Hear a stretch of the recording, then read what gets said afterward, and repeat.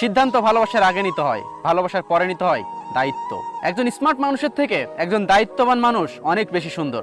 অভিমানের ভাষা যদি সবাই বুঝতো তাহলে কখনো ভালোবাসায় বিচ্ছেদ হতো না। মানুষ পরিবর্তন হয় না, শুধু সময় হলে মানুষের মুখোশটা খুলে যায়। জীবনে কষ্ট পাওয়া খুবই দরকার, কারণ কষ্ট পেলে প্রত্যেকটা মানুষ বদলাতে পারে। ধনীর রাগ বেশি, গরিবের ক্ষুধা বেশি, আর মধ্যবিত্তদের স্বপ্ন বেশি। নিজের যোগ্যতা থেকে কম যোগ্যতার মানুষকে ভালোবাসো, তাহলে সে তোমাকে মূল্য দিবে। যে থাকার সে শূন্য পকেট দেখো তোমার সাথেই থাকবে।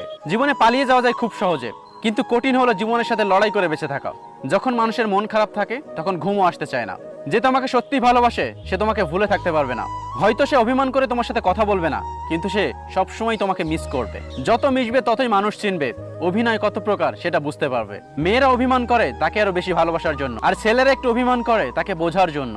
মানুষ চেনা শুরু হলে বন্ধুর সংখ্যা এমনিতেই কমে যায়, অবাক হওয়ার কিছু নেই। ওয়াইফকে চেনা যায় স্বামীর দারিদ্রতায়, আর স্বামীকে চেনা যায় ওয়াইফের অসুস্থতায়। ধোঁকা একজন দেয়, কিন্তু বিশ্বাস সবার পর থেকে উঠে যায়।